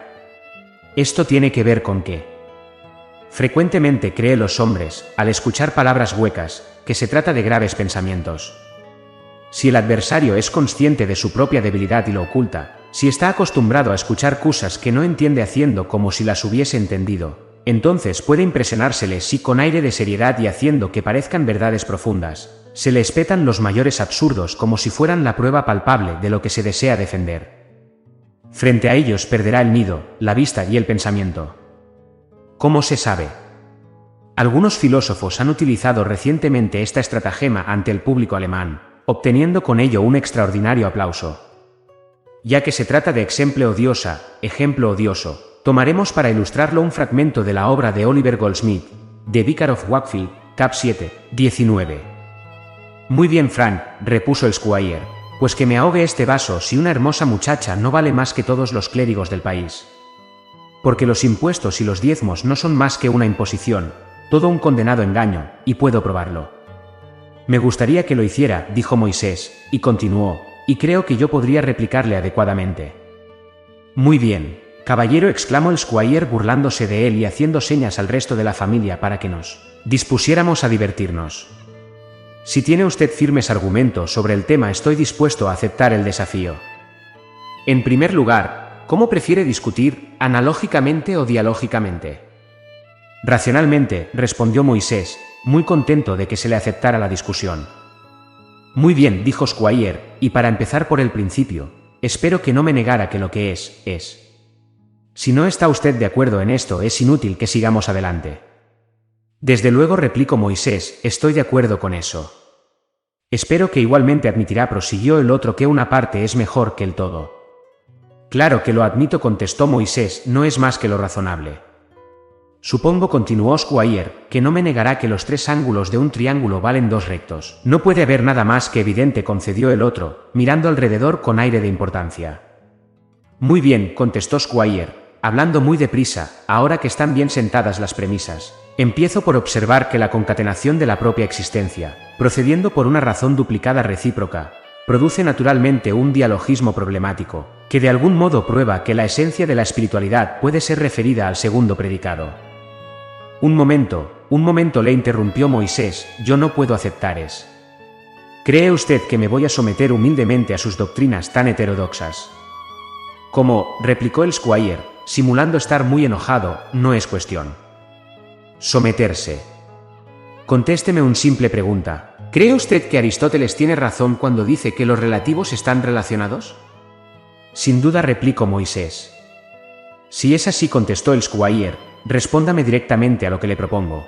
Si usted juzga que la investigación analítica de la primera parte de mi entimema es deficiente, si candem quod a quod minus, deme también sus razones directamente. Protesto, exclamó Moisés. No comprendo del todo la fuerza de su razonamiento, pero si se reduce a una simple proposición, supongo que tendrá una respuesta. «Oh señor», replicó el squire, «soy su más humilde servidor, y creo que usted pretende que yo le proporcione tantos argumentos como inteligencia». «No, caballero, es usted demasiado duro conmigo». Esto provocó las risas sobre el pobre Moisés, que a partir de ese momento fue la única persona seria de aquel grupo de caras alegres, y no volvió a decir una sola palabra en toda la noche. Estratagema 37. Que debería ser una de las primeras, cuando el adversario, llevando de hecho razón, ha tenido la mala suerte de elegir para su defensa una prueba inadecuada que podemos invalidar fácilmente, damos con eso todo el asunto refutado. En el fondo, lo que hacemos es sustituir un argumentum ad hominem por uno ad rem. En caso de que él o los presentes no aporten una prueba mejor, habremos vencido. Por ejemplo, alguien que para demostrar la existencia de Dios aduce como prueba el argumento ontológico que, como bien se sabe, es muy fácil de refutar. De esta manera pierden los malos abogados con buena causa, pretenden defenderla con una ley inadecuada, mientras que la adecuada no se les ocurre. Estratagema final. Cuando se advierte que el adversario es superior y se tienen las de perder, se procede ofensiva, grosera y ultrajantemente, es decir, se pasa del objeto de la discusión, puesto que ahí se ha perdido la partida, a la persona del adversario, a la que se ataca de cualquier manera. Puede denominarse a este procedimiento argumentum ad personam, distinguiéndolo así del argumentum ad hominem, que consiste en alejarse del objeto de la discusión atacando alguna cosa secundaria que ha dicho o admitido el adversario. Ad personam, en cambio, se procede abandonando por completo el objeto en discusión y atacando a la persona del adversario. Así, uno se torna insolente y burlón, ofensivo y grosero. Se trata de pasar de la apelación de la fuerza del espíritu a la tuerza del cuerpo, o a la bestialidad. Esta regla es muy popular, como todo el mundo está capacitado para ponerla en práctica, se utiliza muy a menudo. Querrá ahora saberse cuál será la contrarregla valedera para la otra parte, pues si también sigue por el mismo camino, la siluesa acabará en pelea, o duelo, o en un proceso por injurias. Se equivocaría irremediablemente quien pensara que bastará solo con que, a su vez, no se proceda personalmente contra el contrario. Es un hecho comprobado que, si con toda tranquilidad, se le demuestra que no tiene razón y que juzga y piensa falsamente, algo que acontece en toda victoria dialéctica, se le irritará más que con una expresión grosera y ofensiva. ¿Por qué? Porque como dice Hobbes, decibe, c. Amnis enimi voluptas, omnisque alacritas in eo cita est, quod quis babeat, quibuscum conferen se, posit magnifice sentiré de seipso. Toda alegría del ánimo y todo contento residen en que haya alguien con quien, al compararse, uno pueda tener un alto sentimiento de sí mismo. Y es que nada importa más a los hombres que la satisfacción de su vanidad, siendo la herida más dolorosa aquella que la afecta. De esto provienen dichos como, antes la honra que la vida, etc. Tal satisfacción de la vanidad surge, por lo general, de la comparación de uno mismo con los demás bajo cualquier aspecto, pero principalmente en lo que concierne a la inteligencia. Esto se comprueba de hecho, y con gran intensidad en la discusión. De ahí la rabia del vencido aunque no tenga razón, y de ahí el que recurra extrema ratio, como último medio, a esta estratagema final. A eso no se puede responder simplemente con gentileza por nuestra parte. Mucha sangre fría, sin embargo, puede servir de gran ayuda si en cuanto se advierte que el oponente nos ataca ad personam, le respondemos tranquilamente que eso no tiene que ver con el asunto y proseguimos a continuación con las demostraciones para probar su error, sin hacer caso alguno de la ofensa, más o menos como Temístocles a Euribíades, pégame pero escúchame, Plutarco, Temístocles 11, 20. Pero esto no se le da bien a cualquiera. La única contrarregla segura es, por tanto, aquella que ya Aristóteles indica en el último capítulo de los tópicos L8. 164H 8,16, no discutir con el primero que salga al paso, sino solo con aquellos a quienes conocemos y de los cuales sabemos que poseen la inteligencia suficiente corvo, para no comportarse absurdamente, y que se avergonzarían si así lo hiciesen, que discuten con razones y no con demostraciones de fuerza, y que atienden a razones y son consecuentes con ellas, y en definitiva, con quienes sean capaces de valorar la verdad, de escuchar con agrado los buenos argumentos incluso de labios del adversario y que posean la suficiente ecuanimidad como para admitir que no tienen razón cuando la otra parte la tiene. De esto se deduce que de entre 100 apenas si hay uno con el que merezca la pena discutir. A los demás se les deja que digan lo que quieran, pues desipere est juris gentium, todo el mundo tiene derecho a desbarrar, piénsese además, en lo que dice Voltaire. La paix vaut encore mieux que la vérité, se valora más la paz que la verdad, y un dicho árabe. Los frutos de la paz penden del árbol del silencio.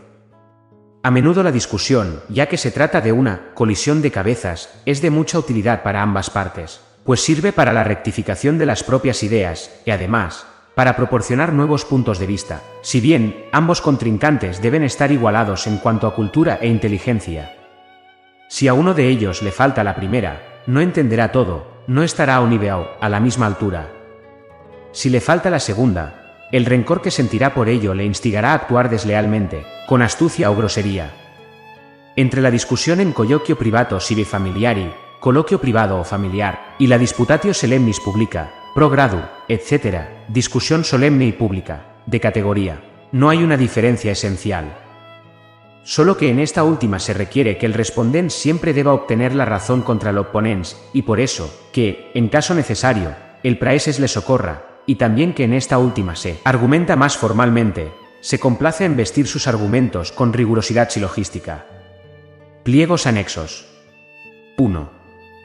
Lógica y dialéctica fueron ya usadas como sinónimos por los antiguos, si bien meditar, reflexionar, calcular y conversar son dos cosas bien distintas. El nombre dialéctica, pragmática dialéctica, hombre dialéctico, según Diógenes Laercio, lo utilizó por primera vez Platón. En el Fedro, en el Sofista, en el séptimo libro de República, etc., Platón entiende bajo el nombre de dialéctica el uso correcto de la razón y el estar ejercitado en su práctica. Aristóteles lo utiliza en el mismo sentido, pero también, según Lorenzo Valla, debió de haber utilizado primero logique de igual modo. En sus escritos encontramos lógicas dus gereias, esto es, argutiae, dificultades lógicas, argucias, prótasis logiquen, premisas lógicas, aporian logiquen, aporías lógicas. Así pues, el término dialectique sería más antiguo que logique. Cicerón y Quintiliano no utilizaron dialéctica y lógica con el mismo significado general. Así, Cicerón en Lúculo, dialecticam inventam esse, venet falsi quasi disceptatricem, la dialéctica fue inventada para decidir entre lo verdadero y lo falso. Stoici enim judicandi vias diligente persecuti san, eas scientia, quam dialectice me pelen. Los estoicos han seguido diligentemente el método del juicio con la ayuda de la ciencia que llaman dialéctica. Cicerón, Tópicos, cap 2. Quintiliano, de Institutione Oratoria 12, 2-13, itaque bat pars dialecticae, sirle iam disputatricem dicere malimus, de aquí esa parte de la dialéctica, o como preferimos decir, arte de disputar, la última le parece pues, el equivalente latino de dialectique. Todo esto según Petri Rami Dialectica, Audomarita la praelectionibus illustrata, 1569. Este uso de los términos lógica y dialéctica como sinónimos se mantuvo también en la Edad Media y a lo largo de la Edad Moderna hasta hoy. Pero en época más reciente se ha utilizado a menudo, sobre todo por parte de Kant, dialéctica, en un sentido peyorativo como arte sofístico de la discusión, y de ahí que se prefiera la denominación de lógica, por ser menos comprometedora. Sin embargo, originalmente, ambas significan lo mismo. De hecho, en los últimos años se las ha vuelto a utilizar de nuevo como sinónimas. 2. Es una lástima que dialéctica y lógica hayan sido utilizadas desde la antigüedad como sinónimos, y que por eso no me sea posible distinguir libremente su significado como yo hubiese querido y definir lógica, de logixestai, reflexionar, calcular, de logos, palabra y razón, que son inseparables, como la ciencia de las leyes del pensamiento, es decir, del modo de proceder de la razón y dialéctica, de dialegestai, conversar, más toda conversación transmite o hechos u opiniones, es decir, es o histórica o deliberativa, como el arte de disputar, entendiendo esta palabra en sentido moderno. Evidentemente, la lógica tiene un objeto que es a priori, es decir, no determinado por la experiencia, esto es, las leyes del pensamiento, el proceder que sigue la razón, el logos, dejada a su arbitrio sin cosa alguna que la turbe, en el pensar autárquico de un ser racional, al cual conduce sin error alguno. La dialéctica, en cambio, tendría que ver con la comunicación de dos seres racionales que piensan consecuentemente, lo que da ocasión a que en cuanto estos no coincidan como si de dos relojes sincronizados se tratara, surja tina discusión, es decir, una contienda intelectual. En tanto que razón pura, los dos individuos deberían concordar. Sus divergencias surgen de las diferencias que constituyen a toda individualidad, son, pues, un elemento empírico. La lógica, ciencia del pensamiento, esto es, la ciencia del proceder de la razón pura, sería así determinable únicamente a priori, la dialéctica, en buena medida, solo a posteriori, es decir, del conocimiento que se adquiere empíricamente con ocasión de las afecciones del pensamiento puro cuando dos seres racionales piensan a la vez, como resultado tanto de la diversidad de sus respectivas individualidades como del conocimiento de los medios que ambos utilizaron con objeto de hacer que el pensamiento propio de uno prevaleciese como puro y objetivo sobre el del otro. Pertenece a la naturaleza humana que al pensar en común, dialegestai, es decir, al comunicar opiniones, exceptuando los discursos de tipo histórico, cuando A advierte que sobre un mismo asunto los pensamientos de B divergen de los suyos, en vez de revisar en primer lugar los propios para ver si en ellos se observa algún fallo, presuponga que esto está en el pensamiento del otro, es decir, el ser humano es prepotente por naturaleza. Lo que se sigue de tal propiedad enseña la disciplina que yo quisiera denominar como dialéctica, pero que, sin embargo, denominaré dialéctica erística para evitar equívocos. La dialéctica sería el saber que se ocupa de la técnica de la prepotencia natural y la obstinación innata de los seres humanos. Sobre la controversia. Parerga y Paralipómena, 2, cap 2, párrafo 26. La controversia, la discusión sobre un asunto teórico, puede ser, sin lugar a dudas, algo muy fructífero para las dos partes implicadas en ella, ya que sirve para rectificar o confirmar los pensamientos de ambas y también motiva el que surjan otros nuevos. Es un roce o colisión de dos cabezas que frecuentemente produce chispas, pero también se asemeja al choque de dos cuerpos en el que el más débil lleva la peor parte mientras que el más fuerte sale ileso y lo anuncia con sones de victoria. Teniendo esto en cuenta, es necesario que ambos contrincantes, por lo menos en cierta medida, se aproximen tanto en conocimientos como en ingenio y habilidad, para que de este modo se hallen en igualdad de condiciones. Si a uno de los dos le faltan los primeros, no estará a un nivel, a la debida altura, con lo que no podrá comprender los argumentos del otro, es como si en el combate estuviera fuera de la palestra. Si le falta lo segundo, la indignación que esto le provocará, le llevará paso a paso a servirse de toda clase de engaños, enredos e intrigas en la discusión. Si se lo demuestran, terminará por ponerse grosero. Por eso, en principio, un docto debe abstenerse de discutir con quienes no lo sean, pues no puede utilizar contra ellos sus mejores argumentos, que carecerán de validez ante la falta de conocimientos de sus oponentes, ya que éstos ni pueden comprenderlos ni ponderarlos. Si, a pesar de todo, y no teniendo más remedio, intenta que los comprendan, casi siempre fracasará. Es más, con un contraargumento malo y ordinario acabarán por ser ellos quienes a los ojos del auditorio, compuesto a su vez por ignorantes, tengan razón. Por eso dice Goethe: nunca, incauto, te dejes arrastrar a discusiones. Que el sabio que discute con ignaros expónese a perder también su norte. 22. Pero aún se tiene peor suerte si al adversario le faltan ingenio e inteligencia, a no ser que sustituya este defecto por un anhelo sincero de verdad e instrucción. No siendo así, se sentirá enseguida herido en su parte más sensible, y quien dispute con él, notará enseguida que ya no lo hace contra su intelecto, sino contra lo radical del ser humano, es decir, que tiene que vérselas con la voluntad del adversario, que lo único que busca es quedarse con la victoria sea por fas o por nefas. De ahí que su mente ya no se ocupe entonces de otra cosa más que de astucias, ardides y toda clase de engaños hasta que, agotados estos, recurra para terminar a la grosería, con el único fin de compensar de una o de otra manera sus sentimientos de inferioridad, según el rango y las relaciones de los contrincantes, convertir la pugna de los espíritus en una lucha cuerpo a cuerpo, en donde espera tener más posibilidades de éxito. Así, pues, la segunda regla es que no se debe discutir con personas de inteligencia limitada. Como puede verse, pocos serán aquellos con los que se pueda entablar una controversia. En realidad, solo debe hacerse con quienes constituyen tina excepción. En cambio, la gente que constituye la regla, se toma a mal ya el hecho mismo de que no se comparta su opinión. Mas para eso tendrían que disponerla de tal manera que pudiera ser compartida. Aun sin que lleguen a recurrir a esa ultima ratio stultorum a la que más arriba nos referíamos, en controversia con ellos casi siempre se tendrá algún disgusto, porque no solo habrá que vérselas con su incapacidad intelectual, sino además, también con su maldad moral, que habrá de mostrarse repetidas veces en su comportamiento a lo largo de la discusión. Las astucias, ardides y bajezas a las que se recurre con el propósito de tener razón son tantas y tan variadas y se repiten con tanta regularidad, que en años anteriores constituyeron para mi materia de reflexión. Esta se limitaba a los aspectos puramente formales de aquellas una vez reconocido que aun siendo tan diversos los temas de las discusiones, así como las personas en ellas implicadas, una y otra vez durante su transcurso volvían a manifestarse las mismas astucias e idénticos ardides, lo cual los hace fácilmente identificables. Esto me condujo entonces a la idea de separar lo que tales estratagemas tuvieran de puro formal de lo material, y de esta manera, como si de un limpio preparado anatómico se tratara, observarlas detalladamente.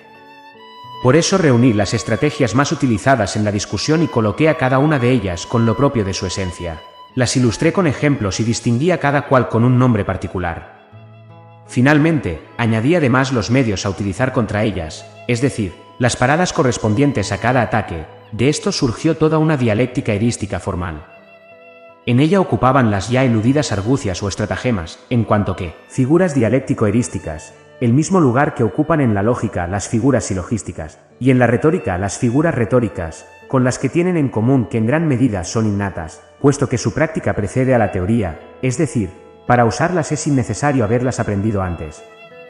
Esta definición puramente formal sería un complemento de aquella técnica de la razón, que consiste en lógica, dialéctica y retórica, cuya exposición se encuentra en el capítulo 9 del tomo 2 de mi obra capital. Como, que yo sepa, no ha habido intento alguno de esta clase, no pude servirme de ningún estudio previo, si bien he utilizado de cuando en cuando los tópicos de Aristóteles, aprovechando de ellos para mi propósito algunas reglas para formular, kataskenaxein, y refutar, anaskenaxein, enunciados. A esto, pero de forma más completa, debió de haberse referido la obra de Teofrastro que menciona Diógenes Laercio, Discusión sobre la teoría de los discursos erísticos, que se ha perdido junto con todos sus escritos de retórica. También Platón, República v. p. 12. Bip se refiere a un antilogique tecné, que enseña el Eriksein, así como la dialectique, el Dialegesai. De los libros recientes, el que más se aproxima a mi propósito es el del profesor de Halle Friedemann Schneider, Tractatus Logicus Singularis, in quo preseses disputandi, seu officia, aeque acebitia disputantium exiventur, Halle, 1718, pues en los capítulos sobre los ultra expone varios engaños erísticos. Aunque solo se refiere a las discusiones formales académicas en general, la manera que tiene de tratar el tema es superflua e insuficiente, cosa que suele ser normal en ese tipo de productos académicos, además, en un latín excesivamente malo. El Methodus Disputandi de Joachim Lange, aparecido un año después, es decididamente mejor, pero no contiene nada que sirva a mi propósito. Al efectuar ahora la revisión de mi trabajo anterior encuentro, sin embargo, que ya no tengo ánimos para llevar a cabo una completa y minuciosa observación de los rodeos y argucias que utiliza la malignidad natural humana para disimular sus carencias, por eso lo dejo a un lado. Pero para aquellos que en el futuro deseen hacer algo a este respecto y para acercarlos más detalladamente a mí, modo de tratar el asunto, quiero indicar aquí algunas de estas estratagemas como prueba, pero antes, y también de aquel trabajo, deseo exponer lo que sería el resumen de lo esencial en toda discusión, el andamiaje abstracto comparable al esqueleto, la condición indispensable de toda controversia, es decir, lo que servirá como una osteología de esta y, que debido a su transparencia y claridad, bien merece que lo exponga aquí. Es el siguiente. En toda discusión, ya sea pública, como las que se entablan en las aulas académicas y en los tribunales, o las que se sostienen por simple diversión, se procede de la siguiente manera. Se presenta una tesis que debe ser refutada. Para lograrlo hay dos modos y dos vías. 1. Los modos son ad rem y ad hominem, o ex concesis. Solo con el primero derribamos la verdad absoluta u objetiva de la tesis, en cuanto que demostramos que no coincide con la cualidad de la siuesa de la que se habla. Aún el otro, en cambio, derribamos únicamente su verdad relativa en cuanto que demostramos que la tesis contradice otras afirmaciones o concesiones de su defensor, o que sus argumentos son insostenibles. Con esto queda indeterminada la verdad objetiva de la cosa propiamente dicha. Por ejemplo, si en una controversia sobre asuntos filosóficos o de ciencias naturales, el adversario, que, naturalmente, tendría que ser un inglés, se permitirá presentar argumentos bíblicos. Tendríamos que refutarle con argumentos parecidos aunque no fuesen más que meros argumenta ad hominem, que nada deciden. Es como si se pagase a alguien con su misma moneda, 23. En algunos casos, incluso puede compararse este modus procedendi al acusador que presenta ante el tribunal un pagaré falso que el acusado liquida por medio de un recibo falso. El préstamo podría haberse hecho a pesar de todo. Pero, siendo análoga a este último procedimiento, la mera argumentatio ad hominem tiene la ventaja de la brevedad, ya que, con frecuencia, tanto en uno como en otro caso, la verdadera y exhaustiva explicación del asunto sería muy difícil y complicada. 2. Las dos vías son la directa y la indirecta. La primera ataca la tesis en sus fundamentos, la otra, en sus consecuencias. Aquella demuestra que no es verdad. Esta, que no puede serlo. Considerémoslas más detenidamente. A. Refutando por vía directa, es decir, atacando los fundamentos de la tesis, mostramos que estos no son verdad aduciendo, negó majorem o negó minorem, en cuanto que con ambos procedimientos atacamos la conclusión que fundamenta la materia de la tesis. O reconocemos aquellos fundamentos pero mostrando, sin embargo, que la tesis no se sigue de ellos, aduciendo, negó consequentiam, con lo cual atacamos la forma de la conclusión. B. Refutando por vía indirecta atacamos la tesis en sus consecuencias para deducir de la falsedad de estas, en facultad de la ley a falsitate rationati ad falsitatem rationis valet consequentia. De la falsedad de la consecuencia se sigue la falsedad del fundamento, su propia falsedad. Podemos servirnos para eso de la mera instantia, o de la apagoge. A. La instancia, énstasis, es un simple exemplem in contrarium. Refuta la tesis mediante la aportación como prueba de cosas o relaciones que están comprendidas en su enunciado, es decir, que se deducen de ella, pero a las que manifiestamente no es aplicable el enunciado de la tesis, por lo que no puede ser verdad. B. Utilizamos la apagoge cuando aceptamos la tesis como si fuese verdadera, pero en combinación con otra tesis cualquiera, reconocida abiertamente como verdadera, que unimos a la primera de forma tal que puedan ser ambas consideradas como premisas de un silogismo del que se sigue una conclusión manifiestamente falsa, en tanto que contradice la naturaleza del objeto o contradice las demás afirmaciones de quien formuló la tesis. La apagoge puede así, dependiendo del modus, ser simplemente ad hominem o ad rem. Si las verdades que refuta la conclusión son incuestionables, o bien, verdades evidentes a priori, habremos conducido al adversario ad absurdum.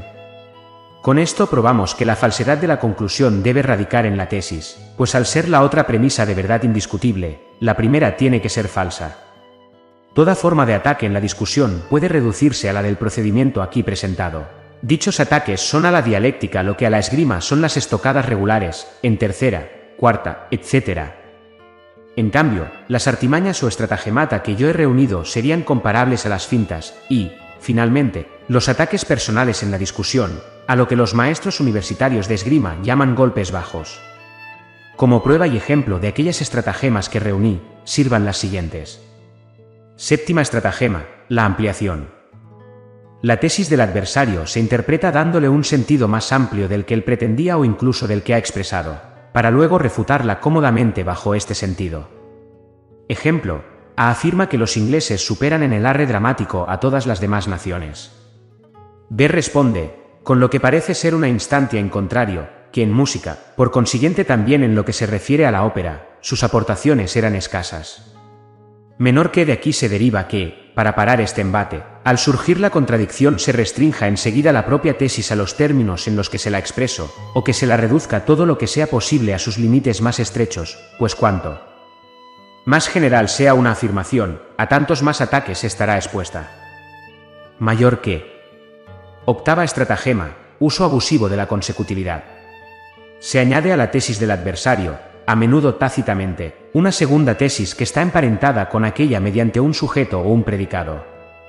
De esas dos premisas se saca una conclusión falsa, casi siempre aborrecible, que se atribuye al adversario.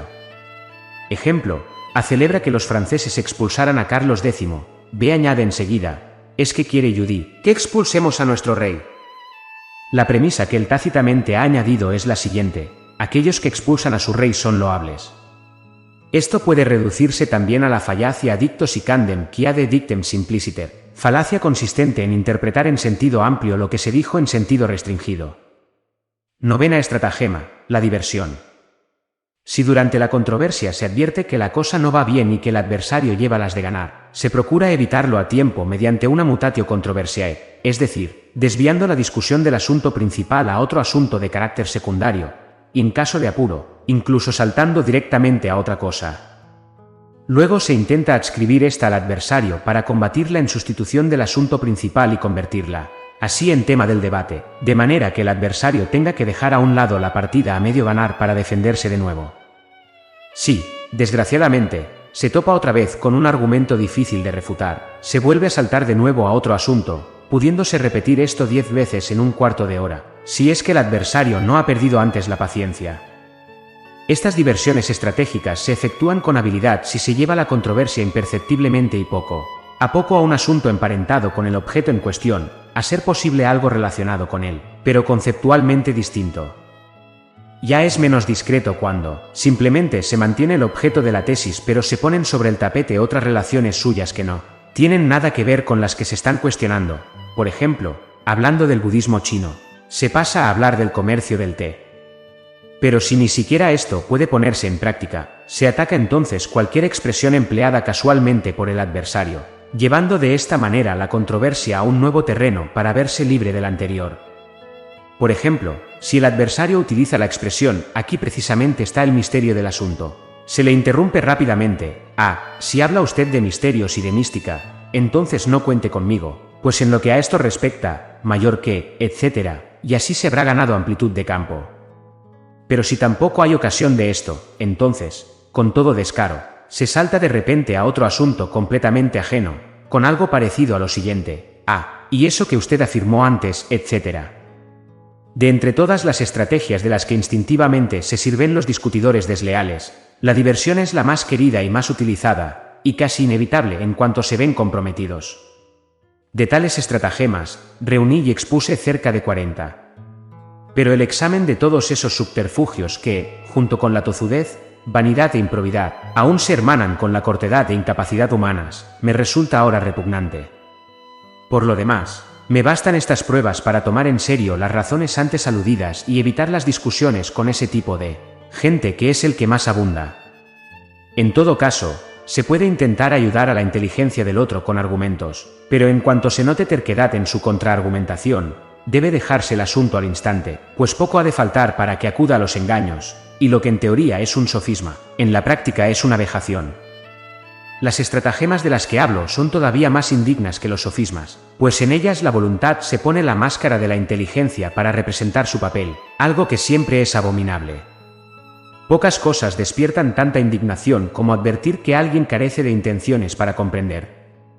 Quien no permite que prevalezcan las buenas razones del adversario, denota tener, o bien una inteligencia simplemente débil, o bien sometida por el dominio de la propia voluntad, es decir, indirectamente debilitada, de ahí que solo debamos enzarzarnos con alguien así cuando la condición del oficio o la imposición del deber lo hagan necesario. Con todo, debo admitir, para darles su parte de razón a los engaños mencionados, que muchas veces podemos actuar apresuradamente al renunciar a nuestra opinión ante un certero argumento del adversario. Sentimos verdaderamente la fuerza de uno de estos argumentos cuando lo tenemos delante, así como que los contraargumentos u otra cosa que pudiese sostener nuestra opinión, y tal vez salvarla, no se nos ocurren con presteza. Si damos entonces nuestra tesis por perdida, puede ocurrir que, con eso, seamos precisamente infieles a la verdad, pues quizás se descubra más adelante que éramos nosotros quienes teníamos razón, pero que, dada la debilidad y escasa confianza en nuestra causa, habíamos cedido ante la impresión momentánea de lo contrario. Incluso puede que la prueba con que defendimos nuestra tesis fuera realmente falsa, pero, no obstante, hay otra correcta para defenderla. Ante tal impresión, ocurre que, incluso gentes sinceras y amantes de la verdad, no cedan con inmediata facilidad a un argumento, sino que intenten defender su causa aun cuando la argumentación contraria les haga dudar de su verdad.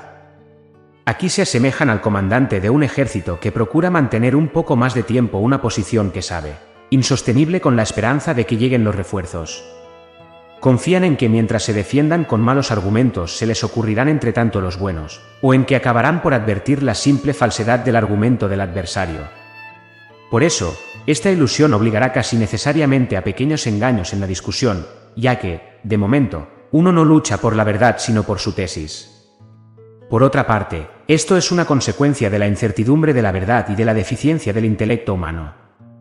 Pero también existe el peligro de ir demasiado lejos, es decir, de luchar demasiado tiempo por malas convicciones, de que finalmente nos entorpezcamos y cedamos a la maldad de la naturaleza humana defendiendo nuestra tesis por fas y nefas, con ayuda de estratagemas desleales, que mordicus, con todas las fuerzas, a muerte, luchemos por nuestra tesis. Que a cada uno le ampare en esto su genio particular y que luego no tenga que avergonzarse. La clara comprensión de lo que aquí hemos presentado es también importantísima para la autoeducación en este sentido.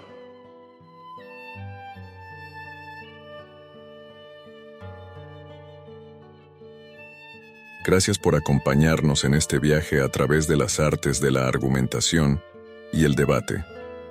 Si te ha gustado este audiolibro y deseas más contenido relacionado con la filosofía y el pensamiento crítico, te invitamos a suscribirte a nuestro canal, darle like y compartirlo con aquellos que también buscan mejorar sus habilidades de razonamiento. Juntos, podemos cultivar una comunidad de aprendizaje y crecimiento intelectual. Hasta la próxima.